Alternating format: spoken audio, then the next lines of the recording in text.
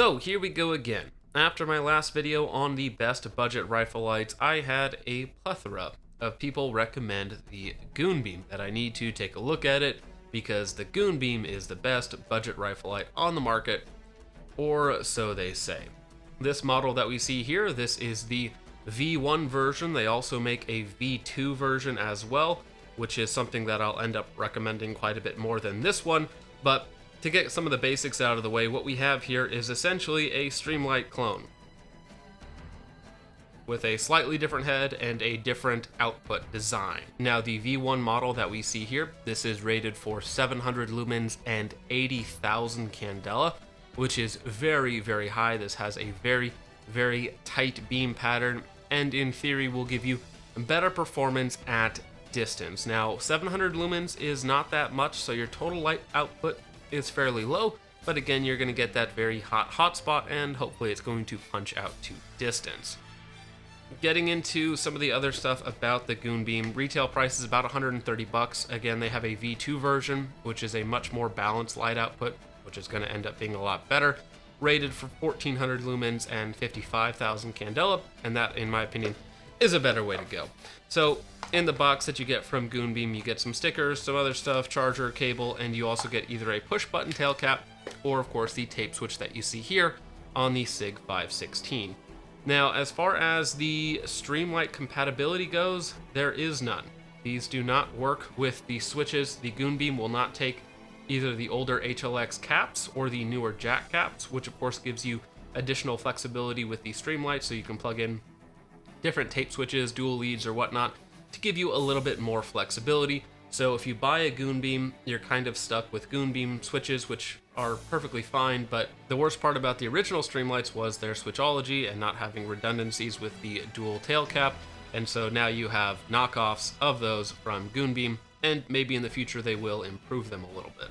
Now, getting into the actual light performance, the actual important part of a rifle light, it is exceptionally mediocre in every regard.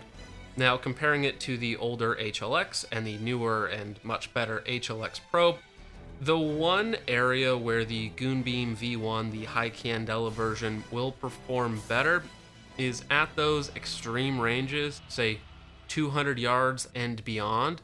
At those distances, it will compete semi-favorably with the HLX Pro. However, the total light output is so much lower that you do not see any sort of additional area around your target whatsoever. And so your total information that you're getting with that light is extremely limited. And to be perfectly honest, for 80,000 candela, I was not impressed with the hotspot at distance.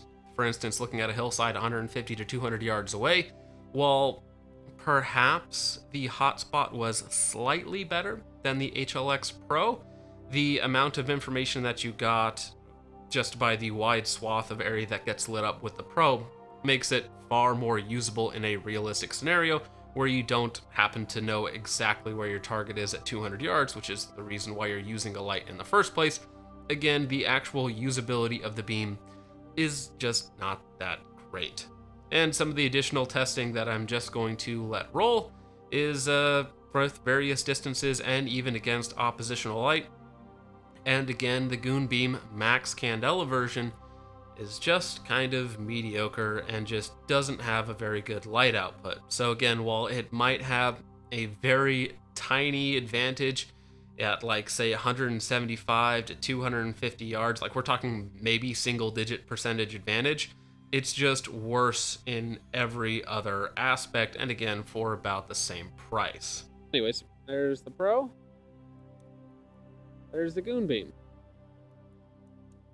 Yeah, I feel like the Pro's light output is just so much better. Where you do get a slightly hotter hotspot, the Goonbeam just really, really falls off a cliff. Which does still cut through. Gives us good illumination on either side. You can see that my passenger side door is open because I am a goober, but you get pretty good detail. Again, very similar. You kind of just get very, very good illumination on everything. The Goonbeam while the Goonbeam does still cut through, I'm really not liking its light output all that much. And we'll go to the Pro. Goonbeam.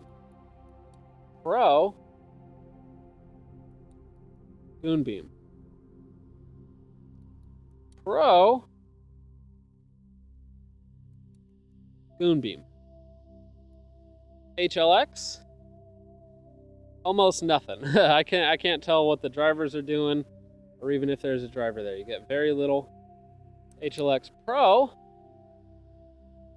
is a little bit better. I'm not sure how well that comes across on camera, but the hotspot is a little bit better, not that much better. This might be one area where the Goonbeam does the best, but man, it's still not much better, so it might be a slight performance increase. This is, of course, the Goonbeam. Let's go back to the Pro. Yeah, it's hard to tell. I can see some stuff, but it's just my eyes are not very good with high beams on them. HLX Pro does a pretty good job. Goonbeam actually kind of does a little bit of a worse job. So maybe when you compare them side by side, the Goonbeam is just not impressive. HLX Pro. Again, I can tell that the front seats are empty. That's about it. And the Goonbeam does an okay job, but if you illuminate one seat, it doesn't even see the other seat. However, again, we switch back to the HLX Pro one more time. The HLX Pro, if you shine it in the middle, you can actually see both seats at the same time. So yeah, I'm kind of just thinking the Goonbeam is just worse. Again, as I mentioned earlier, they do have a V2 model, which is a much better balance. It has a lot higher light output. Again, supposedly 1400 lumens and about 55,000 candela. That is the rifle light that I would recommend if you have to go Goonbeam for almost every single scenario possible. However, again, for the same money, you can get better switchology, and I would still argue that the HLX Pro is the clear winner in terms of value, just because it comes with an M-LOK mount, where you would have to purchase that separately with the Goonbeam.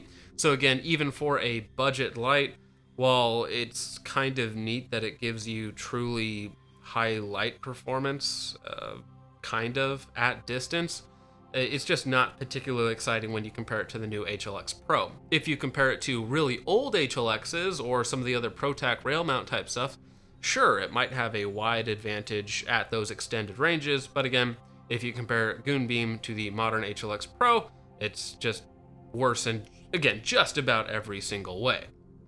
Now, let's go ahead and take a look at their website, because I do have a small bone to pick with them on their website. If you look at some of the imagery they've selected here for how their lights perform at different distances, this is, let's say, creatively edited. This is not the way lights look at dark at 200 plus yards, just absolute nonsense. And I do think they're giving it a fair shake compared to the other lights, I would hope. But as you can probably tell, if you look in the top right corner, you can see a lot of sky that is not visible in near darkness. So what they're either doing is they're using something with a extremely high ISO light sensitivity, or more likely what I would do is I would just use a long exposure setting on their camera, which kind of means that it's nonsense. So while it might look nice in the pictures, and I'm sure that those are real pictures, they are deceptive at best and lying at worst.